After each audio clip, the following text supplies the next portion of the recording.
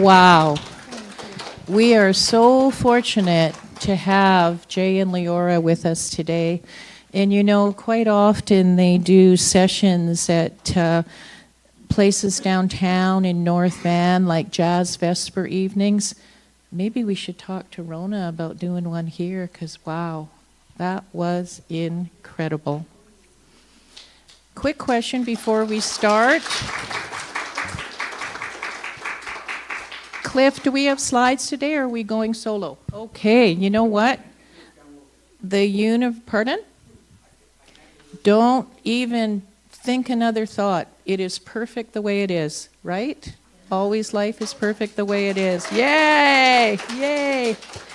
So again, good morning, Unity community. And here in New Westminster, we also extend out to our global family on Zoom. And maybe someday we'll have the opportunity to meet you soon in person. Let's all visualize that. Wouldn't that be wonderful to have the whole family here?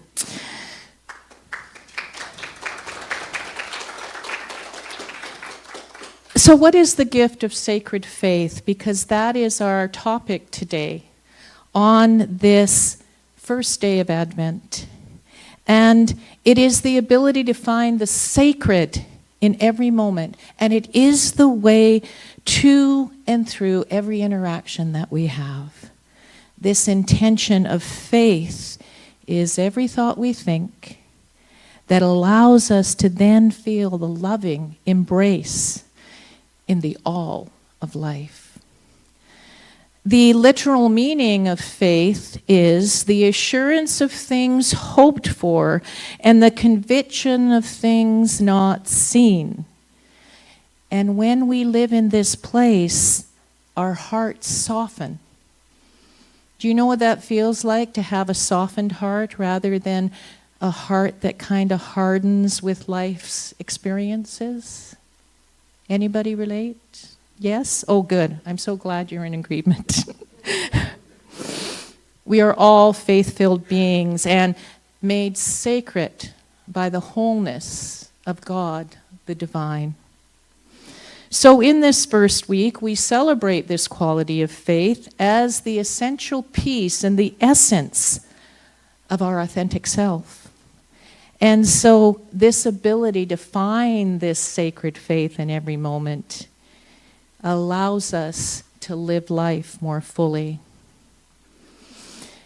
Advent is the time to reflect and to affirm the different themes that allow us to have that exploration, specifically today of faith, the inner search of our mind and heart. And it guides us as we explore our Christmas season and allows us personally to discover the greatest gift we can, which we can give to our family, friends, and the world in ourselves. Christmas time actually represents the divine child born in each and every one of us.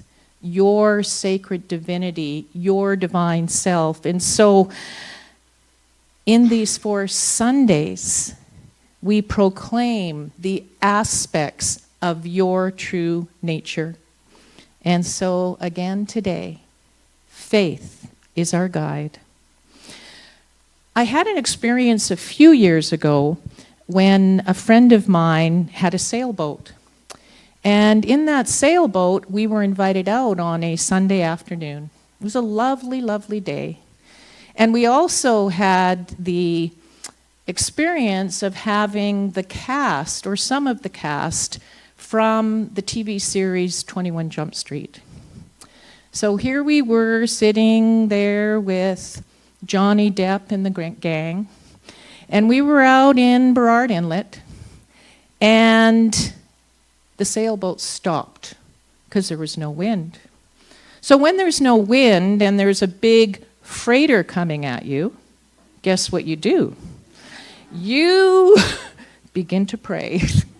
Well, first of all, you check and see if the motor might be able to get you out of the situation. But in this case, there was a tanker heading directly towards us. And so I asked my friend Bob, Bob, what can we do? And he said, you know, Janet, all we can do in this moment is pray. And so what we did was we all in that little tiny boat close together, we did the serenity prayer. God, grant me the serenity to accept the things I cannot change and courage to change the things I can. And in that moment, the motor started. Oh my goodness, it was one of the most divine experiences of my life, because what I didn't realize is bigger boats have the right of way. And when you're a smaller boat, guess what? You may have to adjust from time to time. Just a little example of how faith might come in the actions that we have. So we must always look for the many ways that good is coming towards us. And one of these universal spiritual principles, again, is our faith. And I consider it like soul care and self-care. And that equals sacred faith in our life. That little equation of soul care and self-care being the sacred faith in our life. That's the result. So Christmas time at our house was always a really fun time. In fact, at the Christmas dinner table, we had a tradition. We began our meal with each of us receiving a mandarin orange. And that mandarin orange was peeled by everybody. It was peeled by everybody. And then we were given a single candle, like a little birthday candle. It was put in the middle, and we lit our candles one by one in a circle. And then each together we focused on holy love, holy faith, and what it was that we were going to blow into the world. And with one big breath, we all blew our candles out, and we knew that faith was amongst us and love was in the air. And so a suggestion to all of you during this holiday season is, what kind of tradition would you like to set forth for yourself? What is the one thing during this holiday time that you could do to build your faith? Have you got an idea in mind? Did something come to you? I'm sure it will during this next period of time. So I would like to speak a little bit about Noah and his ark. Now, in Unity, we use the Metaphysical Bible Dictionary, which actually takes the stories of our life, in particular the stories in the Bible, and actually makes it personal. What are the spiritual depths of being that we can learn from these stories? And so what we know as we have interpreted this, and this was done by many great scholars at the time, particularly a man named George Lamsa. Charles Fillmore, the co-founder of Unity, worked with him. And these were known at the time of real historians and theologians who took the essence of the meaning of these words. So, before I get started on that, what did pirates call Noah's Ark? The Ark. The Ark. Whoa. And what size of lumber was used to build the ark? 2x2s. Ah, yes, I know. So the metaphysical meaning of the word Noah is rest, calm, peace, tranquility, and equilibrium, as taken from these original Aramaic translations. And Noah typifies the consciousness of what happens when we rest in God. And we had that strength in our youth that we could idealize and material things and attach our spiritual enthusiasm to the things of kind of the senses around us. But in the law of faith and the law of God, what happens is we actually begin to regulate the consciousness of each person expressing faith personally to them. So the flood, the Great Flood, and we may even have one today. I think we all came in here in like ducks. We were maybe even swimming here today in New Westminster. The idea that we are immersing ourselves in spirit. So the representation, if you've never thought about it that way, is the flood actually can represent the things that are necessary for us to come back and establish equilibrium. The metaphysical meaning of ark actually symbolizes the spiritual part of oneself. When things are built in the midst of trauma or in the midst of chaos in our lives, we begin to start to understand that we can take a deeper understanding of the wisdom and presence and power of God in our life. And so the ark is built always, your personal ark is always built on the affirmations of what you would like to have in your life. And so the Ark of the Covenant, which is an extended version that they speak about, is the ark of your spark of divinity. And everyone in here has that spark of divinity. Would you agree? Yes, yes. So the idea of Noah's Ark is building every day your spiritual spark with every sacred, holy thing that comes before you. You gotta have faith, faith, faith. You gotta have faith, faith, faith. You know that George Michael song? You want to sing a few bars with me? Here we go. You gotta have faith, faith, faith. You gotta have faith, faith, faith.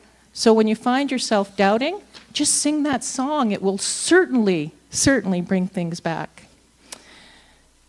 My girlfriend Desiree, who I grew up in Unity with when we both went to the Unity Church in Vancouver at 8 years old, she had an experience this week, and I think this microphone is... I got it, okay. Okay, I'm going to hope... Oh, okay, I get it. You know, we sometimes have magnetic energy in our own bodies that it can actually change technology and do something else, so I'll hold it up high. Anyway, she had the experience this week of having to go for emergency surgery, and in that surgery, she was going through some things in her bedroom to get ready for the experience of having surgery, and she found her necklace, and I was given one too as a young age, and it was actually a necklace with a little mustard seed a glass ball with a mustard seed in it. And she held it in the palm of her hand, and this is the message for all of us. We only need as much faith as a mustard seed. Tiny, tiny, tiny little piece of faith can take us so many places. So you do have to have faith. And we have to get back to the interior of our own home. And this encases faith in our own kingdom. And the only kingdom we have is the kingdom that dwells and lives inside of you. Your interior castle of your own being involves self-care in all that we do and be. And living a life where the spiritual nature is more visible than our human nature is quite something. I may have told this joke before, but I'm going to tell it again because I really, really love it. Did you hear about the fella that got thumped on his ear by a Kleenex box? It's okay, it was just a soft tissue injury. So when all of you have an experience where life hurts, where somebody hurts you, when you feel betrayed, or you may have even betrayed somebody else, What will you do when the greatest depression in your life comes forth? When an event completely blindsides you, and in a split second, you have to make a decision. We all get thumped by life, and you gotta have faith that this too shall pass, that things will get better. Charles Fillmore, the co-founder of Unity, knew this, and he was always looking for the opportunities to express this faith. And so in this huge expression of opportunity that each and every one of us has every moment of our life, what will you do with it? He said it this way: there are opportunities everywhere, just as there always has been. There's always been opportunities. And you got to have faith. Very recently, I had the opportunity to trust my faith in a very unique way. And some of you may or may not have had this experience, but I thought I would share it today. A couple of weeks ago, exactly on November the 11th at 12:30 a.m., so after midnight, my husband and I were coming home from an event, and it was the night of the big windstorm. Do you remember that night we had a couple of weeks ago? And just as we were getting in the elevator, the power went out. And when the power goes out in an elevator, and there's two elevators, there is a generator that will keep one of them going just for safety, but the other one, if you're in it, guess what? So here we were at 12:30 at night, stuck in an elevator. And very glad that we're not claustrophobic, but also glad that there were people that came to our help. Now, in that moment, you have to have faith. You have to have faith that you're going to get out of that elevator. Well, the so-called elevator incident took 4 hours. Now, I was very, very glad that I'd actually brought a container from the car up just in case I might have to have a reduction in fluids at some point in those 4 hours. But I didn't have to. I was kind of glad I didn't have to do that. And so you call the button, and a TELUS operator comes on, and she says, "What's your address?" And there is a whole list of to-dos of what they do in that situation. So first, they sent the fire department. Now, the fire department was very busy that night, so they didn't get there for about an hour and a half. So when they got there, the first question they ask, are you in distress? Are you in a medical emergency? Because in that case, no matter what is going on in that elevator, they will do whatever they can, including using the jaws of life to open that elevator. Like they'll do anything. Anyways, they weren't able to help us because the building manager wasn't there yet, and the elevator guy had not arrived. And they're the ones that can actually open things up. So there we were, 3:30 in the morning, and finally the elevator guy shows up. And I loved Rick. Smile on his face, and he got us out of that elevator. It took a little bit of time, but by 4 o'clock, we were out of the elevator. And I'm going to give you a lesson in faith in that you will get out. We all have elevator incidences. We might call them something else. But do not jump in an elevator. Because he told me that the main reason that an elevator will stop is if you are jumping in it. So never jump in an elevator. Never. So you got to have faith. You got to have faith. Teresa of Avila was a 15th century mystic of sorts. She was actually a nun, and she wasn't always accepted for her beliefs around the divinity that lived inside a person. In fact, at that time, there was much more of an outer expression that God was outside of you, and if you were good, then you could have some of the grace. But she did not teach that. In fact, she wrote a book called The Interior Castle, and I highly recommend, if you can, to get a hold of that book. So in the castle of love and faith, we have to have an understanding of our interior life, the place that demonstrates our own consciousness. And she always taught that the entrance into the mansions and the rooms of our life were through prayer and meditation.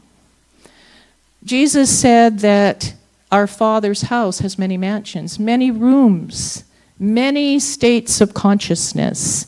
So the contemplation of faith will reinforce your interior castle of faith and love. And so in this book, she discusses how you can increase grace, humility, love, and faith. And so she said it this way: let nothing disturb you, let nothing frighten you. All things are passing away. God never changes. Patience obtains all things.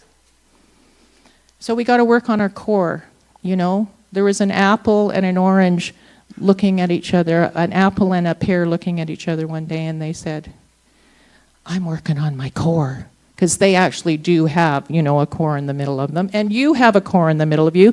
And how can faith move you in extraordinary ways? So in Unity, we speak about practical application. And so a practical application for each of you to take home with you today is, how will you and are you willing to be the qualities of being that you are? And so each day, you can write these on a little 3x5 card or put them in your notes in your phone that you have, to think about qualities of your divine nature.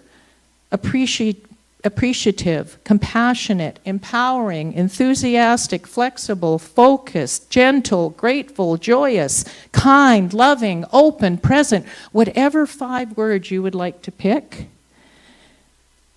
And carry that little card with you, and when you're having one of those moments, pull it out and look at those words and say, okay, how can I be more receptive in this moment? How can I be more present in this moment? Just a little idea for this holiday season. Carolyn Mice said that what drains your spirit drains your body.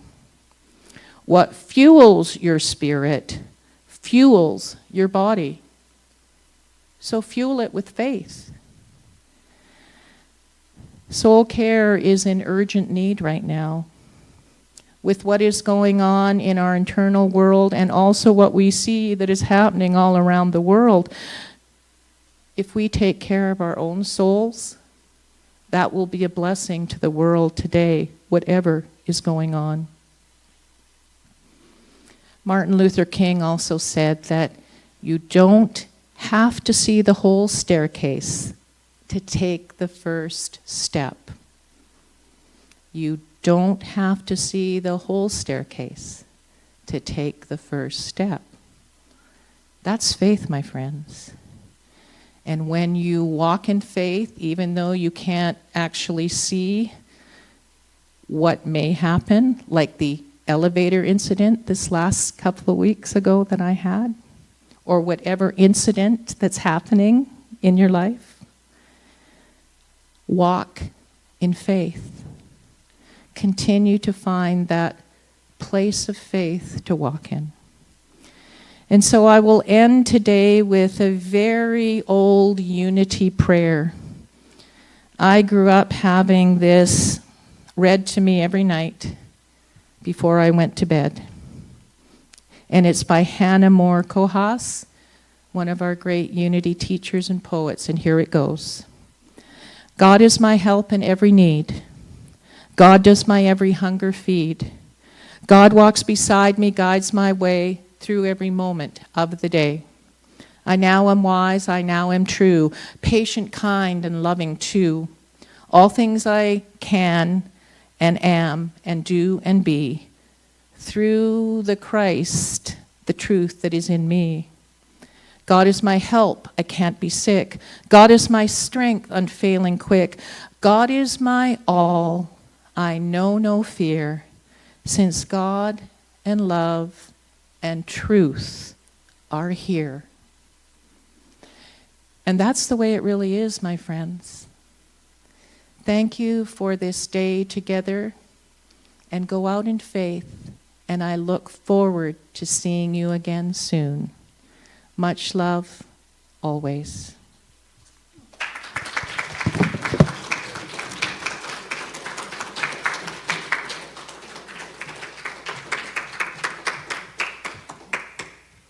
That was wonderful, Janet. Yeah. Beautiful. Oh, what am I doing? Okay, so we're going to sing together.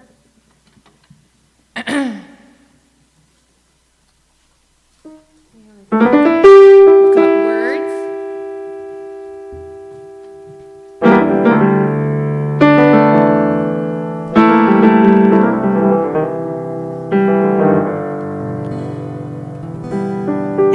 And it's just jump in there, just sing along with me. The verses are going to come up on there too, and we're going to sing the chorus at least 3 times. So you're going to be really good with it by the time we finish singing this song. Okay. Ready and.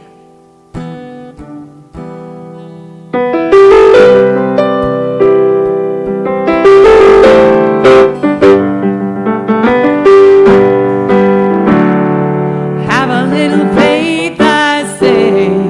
Have a little faith, my friend. We got to help each other through thick or thin. These are trying times that we're living in. Have a little faith, I say. Have a little faith, my friend. We got trouble everywhere around the world. There's not a safe place to be for any woman, man, boy, or girl. And everywhere you turn, there's destruction and pain. You get a mouthful of promises and a hat full of rain. Have a little faith, I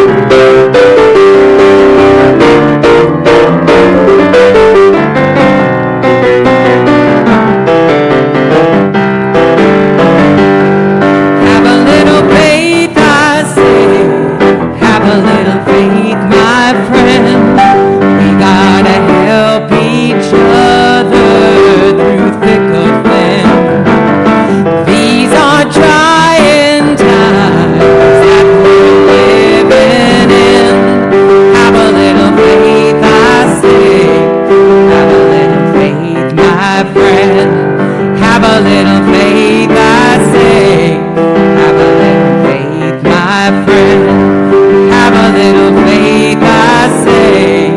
Have a little faith.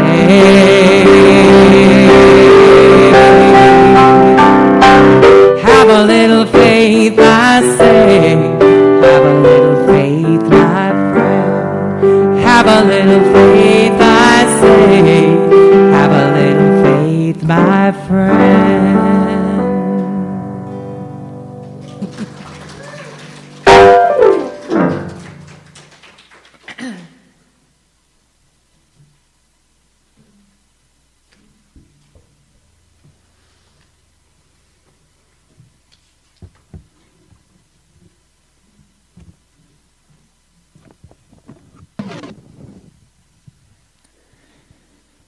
Here are the announcements today.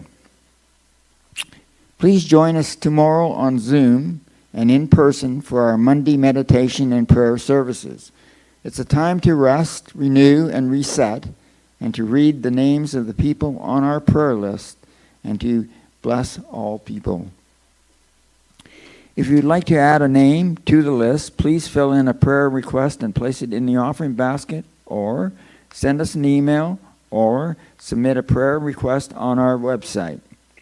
We leave the names up on our list for 2 months, then we forward the names to Silent Unity, which is Unity's 24 hours a day, 7 days a week, prayer vigil and prayer phone line in the Unity Village near Kansas City, Missouri. There will be no Wisdom Wednesday discussion group in December. The discussion groups will resume again in January. Instead, you are encouraged to join the Advent discussion groups hosted by Canada's licensed Unity teachers.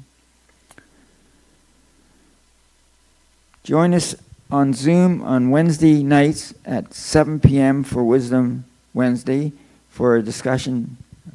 Same thing, smaller writing. I don't get that. Okay. Canada's licensed Unity teachers are hosting a discussion group based on this year's Advent booklet, The Sweetest Christmas. The sessions are on Zoom on Wednesdays at 2 p.m. Eastern Time. That is 5 p.m. Vancouver time for 90 minutes. All are welcome to join any of the remaining sessions. Get the Zoom information on Unity Canada website in the special events section. Come together for an Advent discussion and share the journey to Christmas. Our neighbors at Unity of Vancouver are holding their annual Christmas concert on Wednesday, December the 20th at 7:30 p.m. The headline musician is Sherry Ulrich, with performances by Tom Arnston, Beverly Elliott, Nathan Aswell, who we all know, and Linda Kidner. Tickets are free but must be reserved. Go to unityofvancouver.org to get your ticket. Wouldn't it be nice if a group of us went? We have a full Christmas season coming up, and the schedule is on the screen, hopefully. Yep. Some special dates to note are the annual Sadness Service, also known as Blue Christmas Service, which will be on Thursday, December the 14th at 7 p.m. The annual 12 Powers Christmas Canada candle lighting, which will be the following week, and the No Rehearsal Christmas Pageant, which was so much fun last year, which will be on at 11 a.m. on Christmas Eve. And on December the 17th, we'll have a potluck and hold a brown bag raffle and potluck from 12:30 to 2 p.m. Each item will have a brown bag in front of it. Buy tickets and add them to the bags to draw for prizes. Spread out your tickets or focus your chances on one. It's up to you. The draw will be at 2 p.m. We are asking for raffle items to be donated, items which are new and suitable for gift giving. can be dropped off on Sundays or during office hours, Mondays and Wednesdays from 11 a.m. to 1 p.m. until December the 17th. Unity of New Westminster is completely funded by the contributions of our community, and we are grateful for your gifts which support our ministry. If you are watching online and you want to support our message, please click on the link in the talk description, and thank you very much.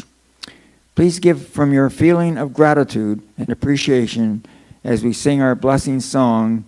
Please bring to mind something you're grateful for. Thank you. Thanks to every... Oh. No. That's later, right? That's later. Thanks.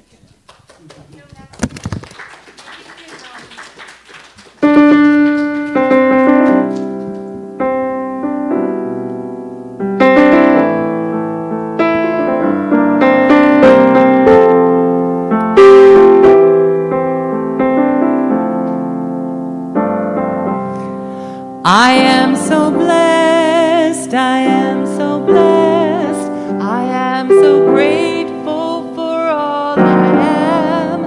I am so blessed, I am so blessed, I am so grateful, I am so blessed, I am so blessed, I am so blessed, I am so grateful for all I have. I am so blessed, I am so blessed, I am so grateful, I am so blessed.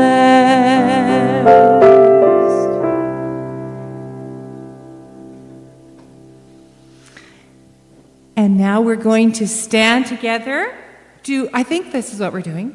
And we're going to close our sacred circle together with our closing songs. The peace song and our prayer for protection.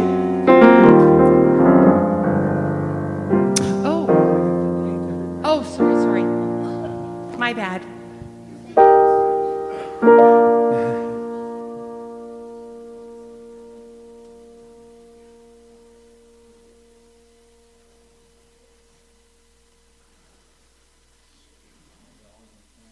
Okay. Well, now, thanks to everyone for being here today. Everyone. Thanks to you who joined us online. Please subscribe to our channel and like today's recording. Thanks to our tech team, our greeters, our prayer team, our platform person, all who contribute and uplift our community.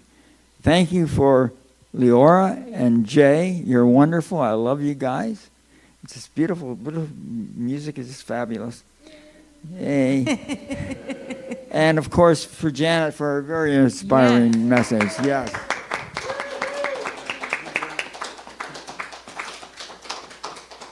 Join us for coffee after the service. Let's move into a circle. You've already done it.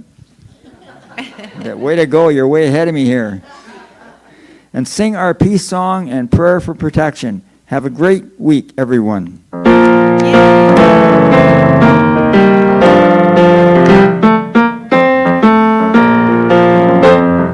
Let there be peace on earth and let it begin with me.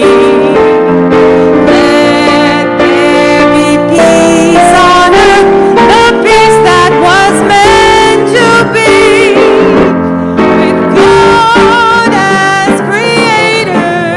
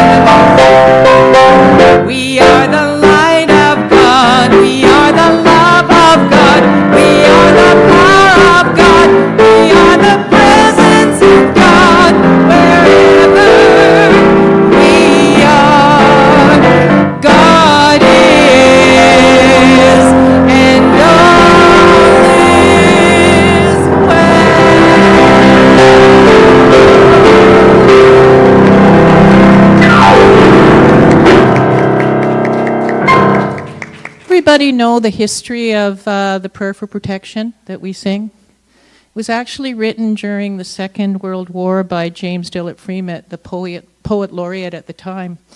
And they were getting many letters at Unity Village about a comfort poem for the men and women that were in wartime.